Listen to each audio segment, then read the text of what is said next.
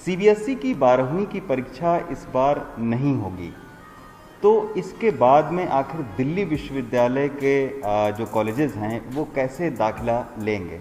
इस पूरे मामले पर बातचीत करने के लिए दिल्ली विश्वविद्यालय के कार्यवाहक वाइस चांसलर हमारे साथ में हैं, पीसी जोशी सर।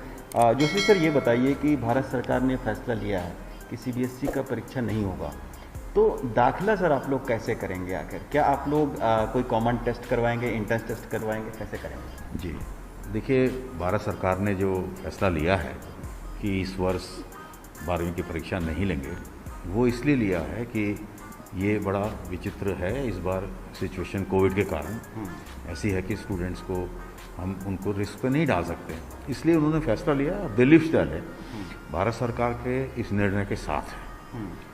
अब सवाल आता है कि हम एडमिशन किस प्रकार से लेंगे। जैसा कि आप जानते हैं कि दिल्ली विश्वविद्यालय भारत का सर्वोत्तम विश्वविद्यालय है और यहाँ पर हम मेरिट के आधार पर हर साल मेरिट के आधार पर हम यहाँ पर प्रवेश लेते हैं। दिल्ली विश्वविद्यालय में प्रवेश लेने के लिए एक एडमिशन कमेटी है, स्टैंडिंग कमेटी है, एकेडमिक काउंसिल है।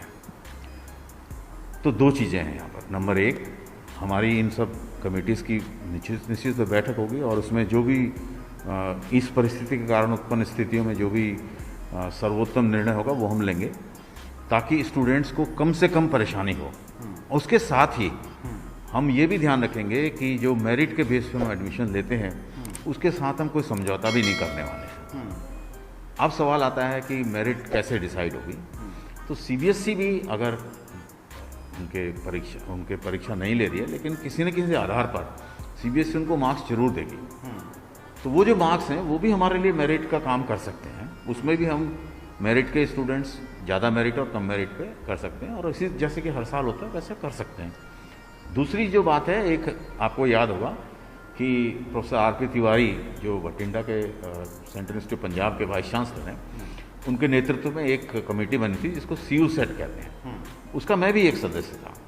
और सीयू सेट एक ऑल इंडिया लेवल में हम किस प्रकार से मेरिट निर्धारित कर सकते हैं कॉलेज में एडमिशन्स के लिए या यूनिवर्सिटी सेंट्रल यूनिवर्सिटीज़ में एडमिशन्स के लिए, उस पर हमने कुछ सुझाव सरकार को दिए हैं और वो मिनिस्ट्री ऑफ एजुकेशन के पास है। तो वो एक निर्णय है, अगर मिनिस्ट्री ऑफ एजुकेशन ये निर्णय लेती है कि हम सारे अखिल भारतीय स्तर पर वो परीक्षा को नेशनल टेस्टिंग एजेंसी द्वारा करेंगे, तो वो भी हमारे लिए मेरिट का काम कर सकती है। किसी भी परिस्थिति में, चाहे वो सीयू सेट हो, चाहे वो बोर्ड हमें अपनी मेरिट दे दे, दिल्ली यूनिवर्सिटी मेरिट के आधार पर स्टूडेंट को एडमिशन्स लेगी। दो चीज़ें हम बिल्कुल ये करेंगे, हम स्टूडेंट्स को कम से कम परेशानी देना चाहते हैं।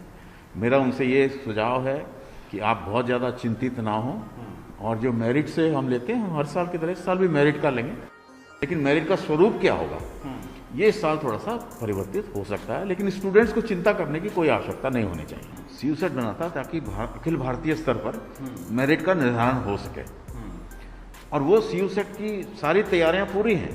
अच्छा, हाँ, पूरी तैयारियां। लेकिन क्योंकि ये विषम परिस्थितियां हैं, आने वाले समय में तो सीयू सेट का आधार होगा, मेरिट को निर्धारण करेगा, इसमें कोई दो राय मुझे नहीं है। क्योंकि नई शिक्षा नीति के अनुसार भी पूरे लेवल अखिल भारतीय स्तर पर एक ही जैसा होना चाहिए, वो होगा।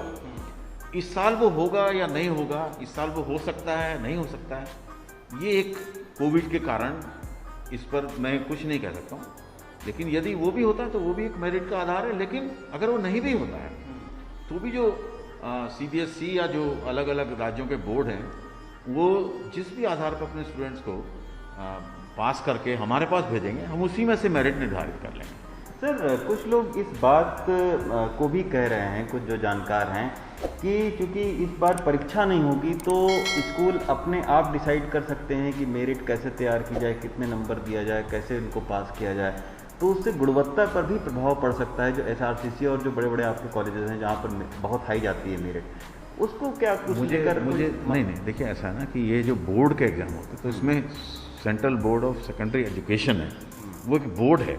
जिस प्रकार से यूनिवर्सिटी के अंदर एक कंट्रोल ऑफ एग्जामिनेशंस होता है या डीन ऑफ एग्जामिनेशन होता है जो कि पूरा नियंत्रण रखते हैं उसके ऊपर। ऐसा नहीं होता कि कोई भी कॉलेज अपने मर्जी से किसी को मेरिट दे देगा या कोई भी डिपार्टमेंट अपनी मर्जी से मेरिट देगा, वो सारा नियंत्रित होता है। इसी प्रकार से जो बोर्ड होते हैं वो भी नियंत्रित होते हैं और ये ऐसा नहीं था कि हर स्कूल को वो छूट दे देंगे, आप अपनी वैसे दे दीजिए। तो हम उनके विवेक पर और उनके निष्पक्ष मूल्यांकन पर पूरा भरोसा करते हैं। अच्छा सर, दाखिले की प्रक्रिया कब से शुरू हो सकती है, कुछ टेंटेटिव ऐसा कुछ? क्योंकि हर साल हम लोग देखते हैं कि जुलाई के फर्स्ट वीक से शुरू हो जाती है, इस बार भी कुछ दाखिले में डिले होगा? जैसे ही ये हमें निश्चित हो जाएगा कि हमारा मेरिट किस आधार पर होने वाली है। देखिए, दिल्ली यूनिवर्सिटी में ऑलरेडी हमारी एडमिशन कमेटी, स्टैंडिंग कमेटी सब बन चुकी हैं, वो वो सारी हो चुकी है तैयारियाँ हमारी। तो हमें तो सिर्फ अब, क्योंकि ये परिस्थितियाँ इस बार थोड़ी सी डिफरेंट हैं, इसलिए चीज़ें निर्णय लेने में थोड़ा समय लग रहा है। और उसकी वजह से जैसे पिछली बार भी थोड़ा सा डिले हो गया था एडमिशन, इस बार भी डिले हो सकता है, मैं इस बात से इनकार नहीं करता। लेकिन दिल्ली विश्वविद्यालय अपनी तरफ से पूरी तरह से तैयार है। हमारे पास सारी कमेटीज़ तैयार हैं, उन्होंने ऑलरेडी अलग अलग जो सिनेरियो हैं उनके हिसाब से अपने निर्णय ले लिए कि हम अगर ऐसा हुआ तो क्या करेंगे, ऐसा होगा तो क्या करेंगे। तो बहुत ही तीव्र गति से हम लोग काम करके एडमिशन्स को जितना जल्दी हो सकता है उतनी जल्दी करेंगे।